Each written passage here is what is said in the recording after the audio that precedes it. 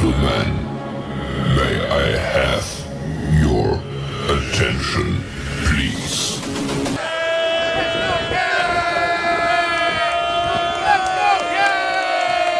The show starts in 3, 2, 1, go. Good morning, CaneSport. It's the 24th of May, 2024. I'm Gary Ferman, the publisher of CaneSport.com, joined once again today by our managing editor, Matt Shodell, as we discuss the news of the day and prepare to usher in this Memorial Day weekend. I hope you guys got your grills cleaned, your hot dogs purchased, because they'll run out of them at the grocery store, your hot dog buns, and in Matt Shodell's case, his Gators wardrobe, because he once again is wearing his Gator shirt. But you know what? It's fine. It's okay, because it's appropriate today, because we're talking about the Gators of all people. And we're talking about whether this game coming up on August the 31st is a must-win game for the Miami Hurricanes. And we're going to be doing a lot of these roundtable type breakdowns on different questions as we move forward here through the spring and summer. And this was one we came up with, which I think is a great topic, because here's the thing. Like, you go through all of these personnel enhancements that Mario Cristobal and his staff have done, how much they've improved the roster, all the hype that comes along with that, back-to-back top 10 recruiting classes, Cam Ward, Damian Martinez, on and on and on and on. Tyler Barron this week, just fortification after fortification has come through the door, and this roster has been transformed now as we approach the third year of Mario. And yeah, you got to have results. I mean, I'm giving you my opinion. You gotta show results, and there's no better opportunity than to do it against your traditionally long-running rival in the Florida Gators. Even though these teams don't play very often anymore, it was Florida before Florida State for the Miami Hurricanes in terms of rivalries. And this is a massive game to start the season and set the tone for the entire fall, Matt. And I do think it's a must-win. I don't even want to think about the alternatives if Miami goes up to Gainesville and lays an egg and has to come back home and put the pieces together in a season where they don't have a chance for very many signature victories.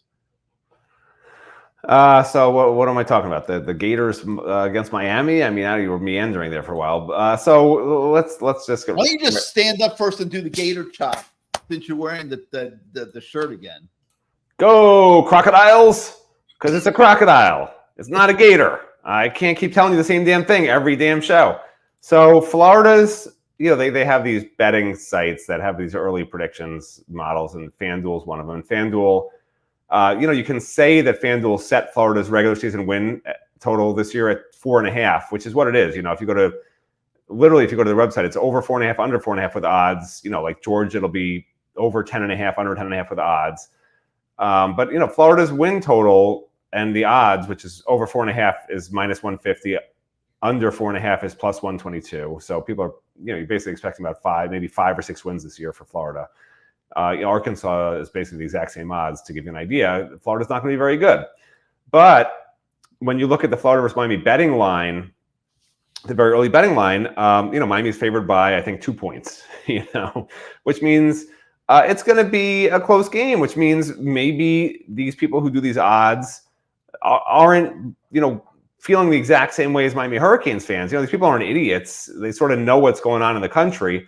And as much as Miami's improved, everyone celebrates Tyler Barron. People were upset that I can't smile and be excited for Tyler Barron as much as I should. I said he's a free agent for Miami, didn't I? I mean, I said it. It's just my face doesn't move. I'm very sorry. I have natural Botox, okay? Among many other problems.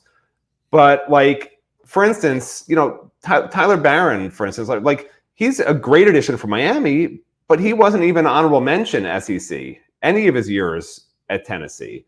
The most sacks he ever had at Tennessee was 5. And fans act like he's going to come in here and start and get 10 sacks. He will probably come in here and start, only because Akeem Messidor probably won't be the same player he used to be. But will he be as productive as a really good Akeem Messidor? I don't know. Personally, I think no. But God forbid you tell fans that anyone Miami gets isn't going to be great.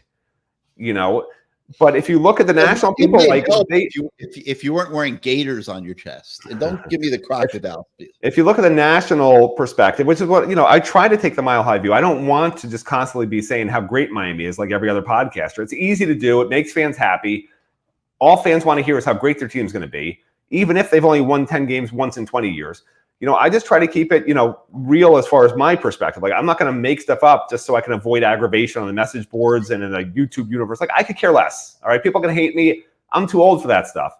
I just don't care. So I'm going to tell you the truth. Like, Miami, apparently, according to the odds makers, isn't that much better than Florida. Like, maybe 5 points better if they were at a neutral site, which isn't a lot for a Florida team that's supposed to win 5 games this year. For a Florida team that over the last 4 years has gone, or 3 years, sorry, has gone 6-7, 6-7, and 5-7. Apparently some people, odds makers, aren't buying the hype.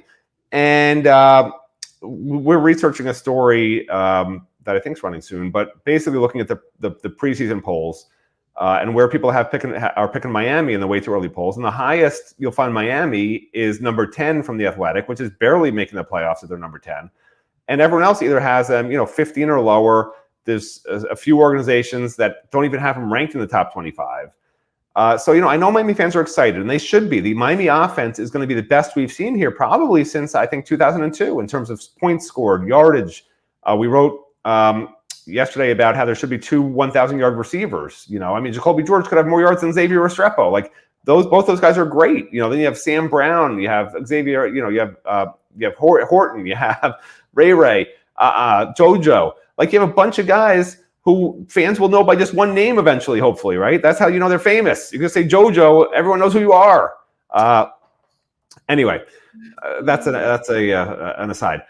But my point is this: Miami's defense is such a question mark that it's just difficult to say what direction the season's going to go. If Tyler Barron's one of your 2 best defensive linemen, along with Ruben Bain, obviously, is that a great defensive line? I know fans think Tyler Barron's amazing. Tyler Barron has committed to 4 different programs in the last 12 months, I'm pretty sure, right? I'm pretty sure. Is it 3 or 4? I don't know. 3. Like, I don't know what the hell's going on with that. I always see red flags when things like that happen. The Cormani McLeans of the world.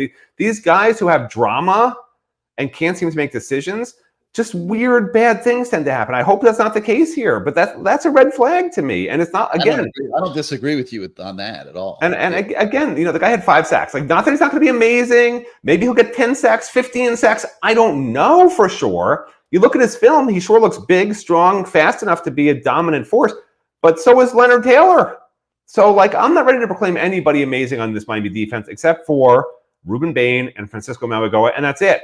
And last year, I think Miami's defense had more playmakers on defense than they're going to have this year. When you're relying on just a ton of portal guys, which is what they're doing on defense, especially up front, and you just hope it all comes together, like, that's a sandwich, not a sandwich, right? We talked about this, a sandwich. You wish it was a sandwich, but there's no meat in there. It's just a couple of pieces of bread that look really good, and you open it up, and where are the sacks? Where are the tackles for loss? Where's the turkey? It's not there. It's a sandwich. And I'm hoping this Miami defense is not a sandwich.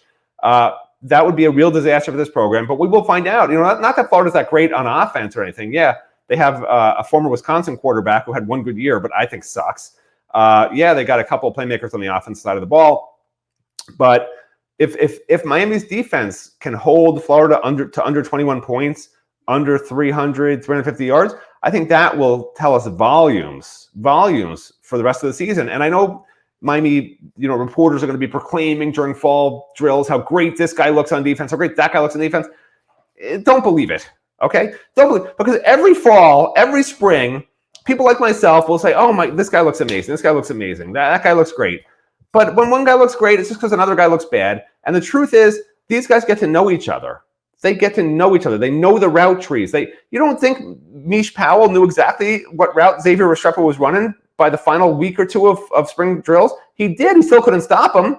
But the chances are a defensive player is going to look a hell of a lot better against a Miami offense that he knows what they're doing and is very comfortable facing every time when you have the same guy doing the same stuff over and over again for 30 straight days. And now you got a whole new animal in a team like Florida. It's a totally different game.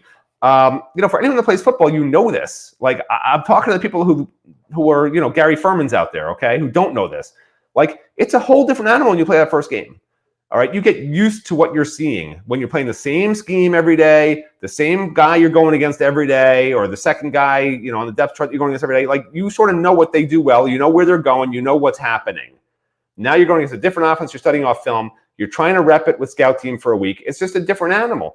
And we will learn a hell of a lot in that Florida game. And that's why it's must win, because if they lose that game, it tells you, A, Miami's not as good as they thought.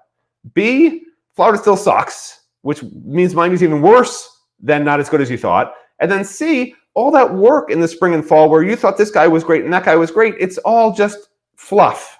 It's a sandwich. It's not real. And everything's out the window at that point. Everything's out the window. Fans are pissed. Recruits are up in the air. People will be calling for Mario's job. Mario's not going anywhere. But people will be calling for his job. It would be an unmitigated disaster, which is why it's a must-win game. But you know what?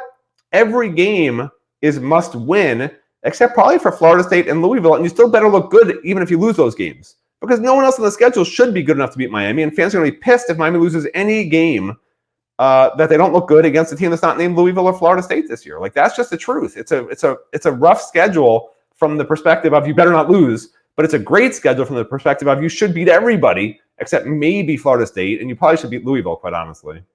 And you should beat everyone else. You should beat Florida. I mean, you should. They're not good. Did I talk forever? People complain I'm talking too much. I think that's why you need to interrupt me. I talk. I go on and on and on until you interrupt me. Stop letting me talk. I let you go. So, listen, I don't agree with you on Tyler Barron. I think that's a huge pickup. I think that I didn't. Again, I didn't say he wasn't. I said he might be, but we don't know. We don't know. You were throwing a little mud on it, but I correct, because it's called being real. It's called being. The guy hasn't won any awards yet. Let him win an award. Let him be an all ACC third teamer or something. He gives Lance Guidry a lot of flexibility up front. It allows him to move guys inside and pass rush situations and use him on the outside. It gives them extra depth in case they have an injury, in case Messidor doesn't make it back. I thought it was a huge pickup, but we're not talking about that. We already talked about that the other day. We're talking about whether this game against Florida is a must win. And listen, Florida's a program that's reeling. You said the records. They've been dog crap for several years now. The ultimate insult, Matt, the Jaden, I don't know how much you paid attention to this whole Jaden Rashada lawsuit thing. He's offered like what, $13 million or whatever by Florida / collective during his recruitment, never got paid, ended up leaving, went to Arizona State, ended up leaving. Now he's at Georgia. He's one of those kids like what you just talked about. Like, come on, man. He's been at 3 schools now. I mean, how about if he had just stuck with his Miami commitment? But, I guarantee you that Mario Cristobal is very happy to be rid of Jaden Rashada at this point, watching all this play out. But how about the news that Kirby Smart told Jaden Rashada, I endorsed you suing Billy Napier, because he's suing Billy Napier now and a bunch of other people over the whole thing in Florida and how he wasn't paid and he was promised things and wasn't paid, and now he's suing. Well, Kirby Smart said, hey, man, you go ahead and you go sue Billy Napier. I mean, I've never seen anything like that. A coach telling one of his players to go sue another coach. I mean, these are different times now. But wow, I saw that. I was like, whoa, man, when things are bad, things are bad. And yeah, things are bad in Gainesville right now. No argument about it. First of all, I don't even understand. No coach is allowed to even mention an NIL deal to a player who's not already on his team. Am I wrong? Like, you can't do that. That's literally you get. I don't know. Your whole program goes on. Your whole program's gonna be on probation just from that. Like, you can't do that. I don't know, but Jaden Rashada is a Georgia Bulldog now, and Kirby Smart told him it was okay to sue Billy Napier. I'm asking you, if you're Mario Cristobal, you can't go to a high school senior and say, we're going to give you $10 million. Mario can't say that. It's against the rules. Am I crazy? Yeah. If Rashada has proof, of that, then that whole program's going on probation. there's no enforcement anymore. Like there's no rules. I mean, it's anything goes. It's the wild, wild west. Everybody knows it. And, everything that could happen is happening out there. There's no point in even doubting it. And, but anyway, so boy, that's like really rough. So no programs going probation anymore. It's over. That's it. I don't think right now. I don't think there's any NIL recruiting rules. Wow. I correct me if I'm wrong. I don't. Well, they have rules. I guess maybe they don't enforce them, but they definitely have rules. Any rules at the moment? I think everything's being litigated and argued. Well, that's true.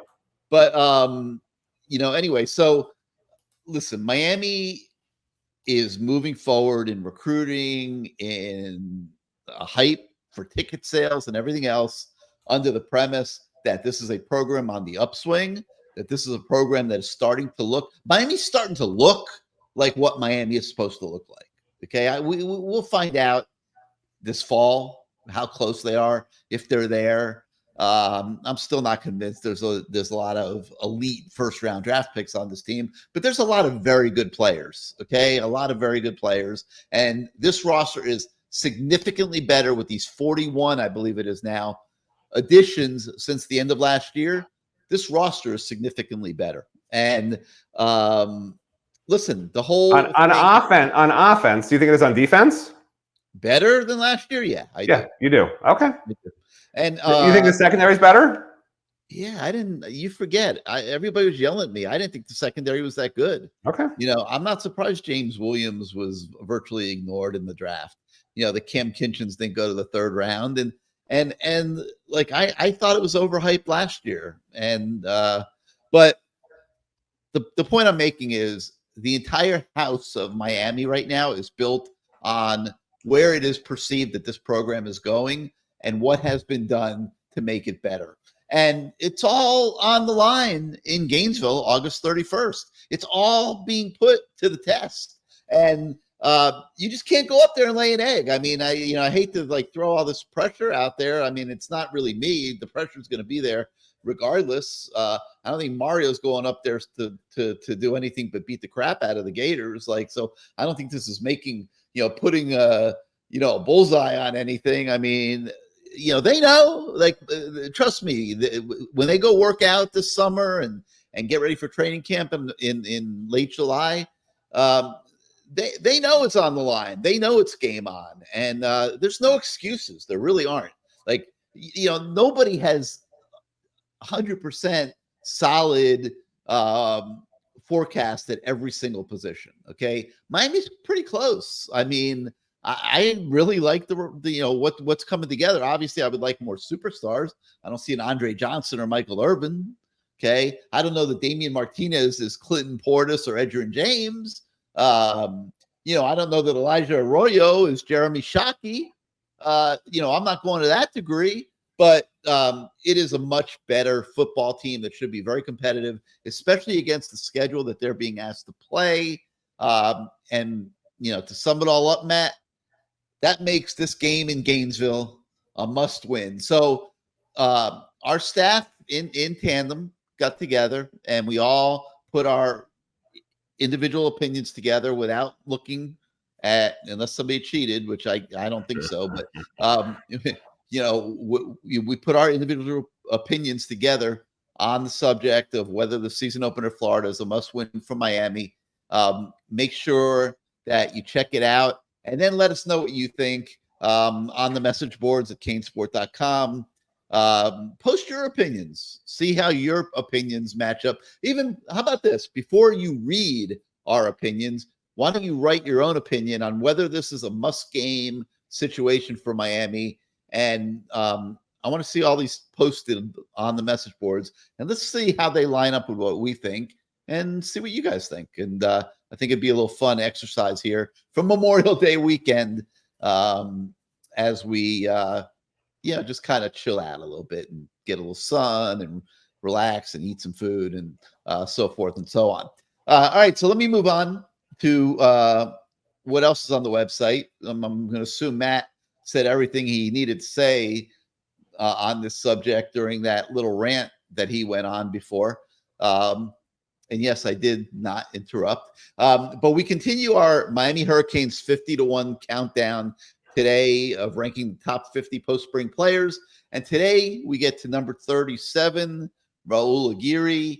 Yesterday we got to number 38, Joshua Horton, even though he has not played, a guy that has an enormous amount of potential. And the same thing with Raul Aguirre, man. And this is an interesting one. We can touch on it here for a minute because, you have a transfer that was brought in, presumably to start in Alderman, presumably to start opposite Francisco Manoa. And usually you would say, they must not feel so great about Wesley Basaint. They must not feel so great about Popo Aguirre. But everything we saw and heard during spring was that Popo Aguirre was making strides and, proving that he should be ready for some playing time this year. So it's a little confusing, but Popo Aguirre is a good subject to address for sure. Yeah, look, I mean, Aguirre obviously is young and unproven, but a lot of talent. What's interesting to me is that Miami was able to convince Alderman to come to Miami. I know his former linebackers coach is here, obviously, but I'm not clear on if he thinks he's going to start. Because obviously, Guidry runs a 4-2-5. He starts two linebackers unless it's a really run-heavy team. We saw last year he went to a 3-3 when there was defensive linemen hurt, but his base defense that he likes to use all the time is a 4-2-5. And you got two starters back who are both pretty good in my opinion. I hate everybody, but actually I think the Saints looked really the best I've seen him this spring. And of course, Maui Go is fantastic. The issue Miami had was they lose 800 reps of work with their backups who left. All three transferred: Corey Flagg, KJ Cloyd, and Keontre Smith, or went into the portal, I should say. And because of that gap, you're sort of looking at Aguirre and probably Cam Pruitt as the top two guys right now. I know Chase Smith played in the spring. He's just been injured so often. It's just hard to say if he'll be able to contribute anything. So they needed a guy like Alderman who has starting experience at a major program like Louisville, has had some success. He's not a free agent type, but can he beat out Basaint to start? I mean, Cloyd did at the start of last year, and then obviously Basaint took the job back fairly quickly and held it the rest of the year. So having Alderman, it'll push Basaint to continue to try to progress. It'll give Miami depth. But from Alderman's perspective, I'm a little surprised because, he was starting at Louisville. I think he's going to end up being a backup at Miami. So it's great for Miami. He's here. They need those depths, those reps to be filled, that he can play middle and he can play outside. He was mainly used in the middle previously. So, as long as he's got a good attitude about it and he gets his 400, 500 reps in as a backup and does a good job, man, like that's a win-win. And Aguirre, of course, he's affected to some extent by it because instead of being that guy, getting a lot of backup reps, he's got to earn it. He's going to have to earn his reps probably behind those three guys now. So, we're not ranking guys based on, they're probably not going to play that much or whatever. Like Aguirre's a really, really good linebacker. And you also have to hope that at some point Miami won't have to bring in transfers anymore and can rely on second, third, and fourth year guys to be the depth and then be the starters, right? Because if Aguirre doesn't play a lot this year because Alderman's here, well, now Alderman's gone. And Aguirre next year, well, he hasn't played much. He doesn't have much experience. Let's bring in another transfer. We need more experience. Like that can't be the perpetual pattern. So at some point, I'd love for Miami just in general to basically just say, hey, our second and third year guys need to be ready to play, and we're going to play them. But you're Mario Cristobal, and you have to strike the balance between evaluating where your inexperienced guy is against the lure of the transfer portal, where you can go out and get the best established player that you could find potentially. This is the new college football, man. Yeah. And listen, it's like an addiction. It's like a gambling addiction where you can, place a bet and there's really no, it's hard to lose, right? Because you have somebody who will give you some reps. He's got an addiction. He needs to join Portal Anonymous, 1-800, I have a portal problem, and he needs to call them because it is an addiction. And if you keep doing it every single year, you're going to lose a lot of the recruits that you bring into your program. When is the guy that you already have when you don't have Dan Morgan, right? when you don't have Ray Lewis? Like, well, when is the guy that you already have who has barely played before better than the guy that you can go in the portal and go get? Yeah, but they're bringing in portal guys who aren't physically that much better than the guys they have. It's just their experience. You can't convince me that Jalen Alderman physically is going to look a lot better than Raul Aguirre. You're just not going to convince me of that. Like, I've seen Alderman's film. He looks fine, but like Mario's bringing in guys who aren't head and shoulders above what he has. He's bringing guys who are maybe a little above and way more experienced. And if you keep doing that long enough, with Mario, you know, it's an interesting topic. It really, really is. I hope we can figure out an opportunity to do that. I don't know, man. It's like, this is a interesting subject. It really is. Like, we could do a whole show just on this subject. Like, I feel like we do this show every freaking day. I feel like it's the same show over and over again in different packaging. You know, it's like just a different flavor. It's like talk about this subject. Never. Think about it. It's like a different.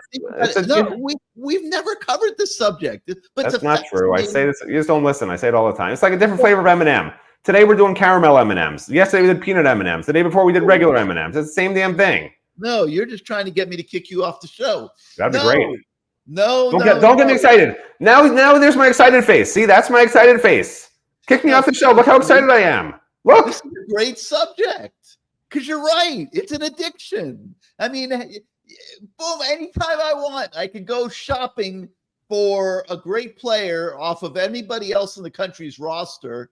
You know, somebody might accuse me of tampering, but is there really such a thing as tampering? I mean, it's free agency all over the place.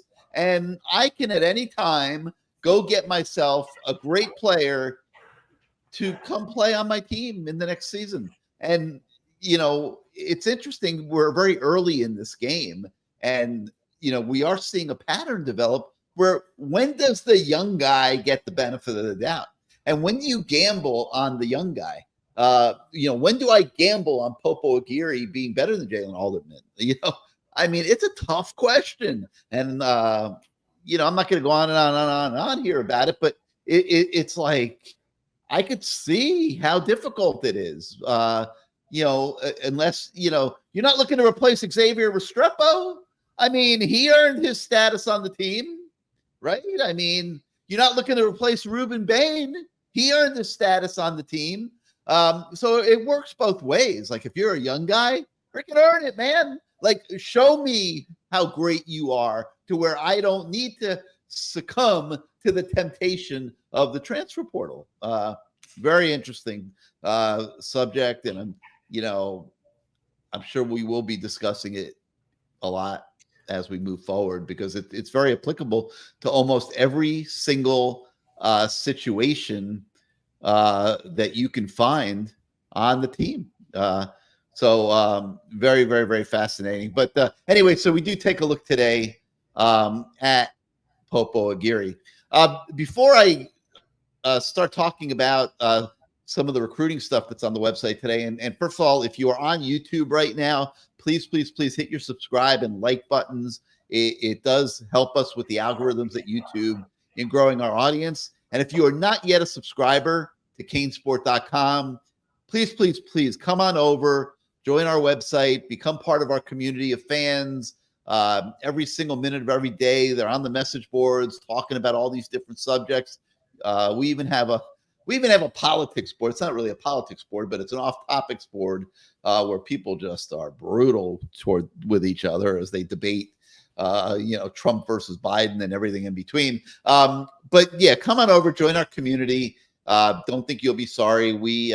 Our team works very hard every single day to do everything that we can do to enhance your fan experience. But before I get into the recruiting stories that are on the website today, I did want to touch on the Miami baseball team. And wow, man, like, couldn't have had a more disappointing season. I mean, I think 11th in the ACC in the regular season, but they are making a run at the ACC tournament at Duke, and they're in the semifinals now, Matt. After this victory on Thursday, it went down to the last pitch. Guy for Clemson by the name of Christian Becerra hit an opposite field shot that went all the way to the top of the fence. But Edgar Villegas, he sprinted back, he leaped up, he caught it at the high point, and the Miami Hurricanes lived on for a 1-point victory to advance to Saturday's semifinals. Matt, where has this been all season? Why are we suddenly seeing winning baseball at the ACC tournament? And do you think the Canes can keep this up for 2 more days and win the ACC tournament? Yeah, anything can happen in baseball. But, this is when I sort of missed Jim Martz the most because he loved Miami baseball. There was nothing he liked more than going to Omaha and covering this team, and he would have loved that game. I mean, that was a great baseball game yesterday. So I assume he's watching it from up there. We'll be down there, Gary, watching it, but he's up there because he was actually a nice guy. I remember at his memorial, everyone talked about how he never cursed. The worst word anyone ever heard him say was dang. That was Jim Martz's curse word, was dang, right? Nicest guy you'll ever meet. So I miss Jim. I miss Jim all the time, but I miss Jim especially during baseball, postseason stuff, because he loved to talk about it. He loved to cover these games. Yeah. Now I'm stuck covering the games, Jim. Thanks a lot for that. But no, I was watching. I was not at the game, believe it or not. I know you're shocked to hear that, but I was watching on my computer screen in the last inning, and I thought the ball went over the fence. Villegas goes up, and he doesn't really show that he has the ball for a while, and then you sort of see that he's somewhat excited. But the pitcher's reaction immediately was this, right? When the ball was hit, when you see a pitcher go like this after a ball's hit deep to left field, usually they know what's going to happen next, right? So it was an exciting game, and I'm so happy for JD Arteaga also. I mean, nobody deserves it more than him. I know fans probably aren't excited about him. They don't like him. They think he shouldn't have been hired. But he's a great guy. You got to root for nice guys. There's so few of us. Me and JD are the only 2 nice guys that I know that are even involved remotely with this Miami program. Jim Martz is gone. That's it. The 2 of us. All right. So it's nice for JD to get his moment, to be like, this team has gotten better. Because how many years under Jim Morris and Gino did the team just get worse? The team would have good seasons, good regular seasons, and they'd be terrible at the end of the year. Somehow, this team has found a way to get better despite all the adversity throughout the entire season and people, going number 2 on them constantly, right? I mean, it was like this was the worst team, honestly, that I think Miami had a losing record for the second time in 40 years, 50 years, 60 years. I don't know. I didn't even want to look because it's so depressing, but it's been a long time. And to see them have some success, you got to be happy for the players, got to be happy for JD and his staff. And you know what? Even if they lose one of these next 2 games, I am so impressed that this team found the wherewithal and the fight and the want to. Did you see how excited those guys were after the game yesterday? I mean, I'm not a big fan of this for 10 minutes after the game, which is, apparently how the Miami pitcher wanted to celebrate without his teammates, just doing this to the Clemson players whenever he saw them, the whole women's basketball thing. But anyway, that's true. But regardless, so impressed, so happy for those guys. And yeah, they're probably not going to win the next 2 games, okay? They have very, very limited starting pitching. They've used their top pitcher. Zeal, maybe he could pitch 1 inning on Sunday, maybe. I wouldn't, 2 innings, 3 innings. I mean, even that's pushing it. I know fans will be like, well, it's the end of the season if they don't win, But you don't want to risk a guy's arm like that. And the truth is, they just don't have the pitching to do it. So they're going to have tremendous, tremendous hitting these next 2 games to have a chance. But the hitting has, as JD said after the end, the hitting has gotten better. So, if the football team can somehow channel what this baseball team did and just keep getting better throughout the season and have some fight and have some fun and have some excitement and do a lot of this, the sky's the limit, man. We were talking about whether beating the Gators is a must win for Miami football. Is winning this ACC tournament now a must win for Miami baseball? Is it a must win for JD Arteaga? We don't know what the administration thinks about this season, finishing 11th in the ACC, not what they had in mind. We don't know if his job's on the line or not. Whether they're going to stay with him or not stay with him. We know nothing either way on that right now. But obviously, if he wins the ACC, he's going to be back. And does that make this, now that they're here in the semifinals of the ACC, do they have to win this tournament, Matt? Well, you know what's funny? There are some parallels here. Do you remember there was a game, I can't remember which game it was, where fans wanted Miami to lose, right? Because they said if Manny Diaz loses this game, he'll be fired and we could hire someone like Mario Cristobal. What game was it? Do you remember? So I don't know. Miami baseball fans stopped showing up towards the end of the season. They'd had it. And now this team has made it more difficult, or actually they made it easier, I should say. Like I don't think Dan Radakovich wants to fire JD and have to do a search again for a baseball coach. It basically Dan saying, I screwed up at that point, right? If you're the AD and you hire a guy and he only lasts 1 year, it's your fault, AD. Like that's your fault, right? If you're the warden of a jail and all of your officers are smoking crack with the inmates or doing cocaine with the inmates, like that's your fault. It's not the people's fault that they're doing it. Like you're the one who hired them. What if is that a bad analogy? Just to be clear, JD's not smoking crack with the players. That was a very bad analogy. Okay, I take it back. How about, are you okay if they're having sex with the inmates? No. Let's forget the whole analogy. What I'm trying to say is JD has now made it easier for the administration to keep him for another year. If they had bowed out in that first game, I don't know that JD would have made it another year. Like it was bad, man. Like it was bad. But now there's like a little bit of excitement. Hey, the team actually got better. Some of these young guys actually look like they might be decent. So JD, Dan doesn't want to fire him for the reasons I just said. Not about the crack or the cocaine, but the other reasons. And so I think Dan's going to keep him. Like that's what Dan wants to do. And now they can point and say, hey, here's a concrete thing. Look what they did. They were the 11th seed. They beat the 2 seed. They beat this team. They beat a couple of good teams in the ACC tournament. They got better at the end of the year. So even though they aren't going to make the NCAA tournament unless they win the ACC tournament, which they just got to win 2 more games, even if they don't do that, there were the signs of progress. I think we'll let Dan Radakovich have that out that, hey, give him another year. The team got better. It was really young, blah, blah, blah, blah, blah, blah, blah. So, for Miami fans that wanted him gone, baseball fans, maybe they did want him to lose that first game, because then there would be a reason to be like, this is ridiculous. We're a premier legendary baseball program. This should never be happening here. Make a change. But now that's a much more difficult argument to make.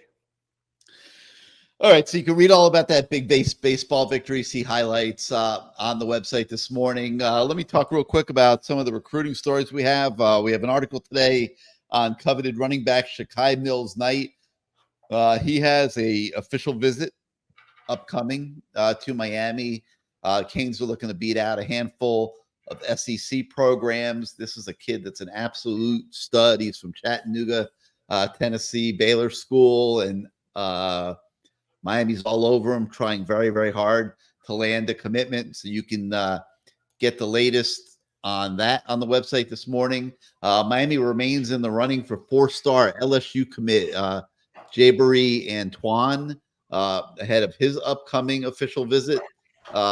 He says Miami was the first school to give him a chance. He committed to LSU. Canes are still in there. The official visit will mean everything. You can get up to date on what's going on with him. And then we also have a story on Vero Beach 2026 4-star offensive tackle, Micah Smith. He's one of the top offensive tackles in the 2026 recruiting cycle, and Miami is hot on his trail, and you can get an update on him as well. Beyond that, we are going to wish you guys a phenomenal Memorial Day weekend. Hope you get a little R&R in, get your batteries recharged. You know what, Matt? We're gonna wait till we're gonna wait till after Memorial Day to do another show, because I want you to recharge your batteries this weekend. Okay? I don't have batteries. I'm solar powered. No batteries. And go out and get some sun. And, that's what I need to do. And chill out a little bit. But we thank you guys so much for starting out your day with us as usual this morning. And for Matt Shodell, I'm Gary Ferman. We will see you next time, everybody.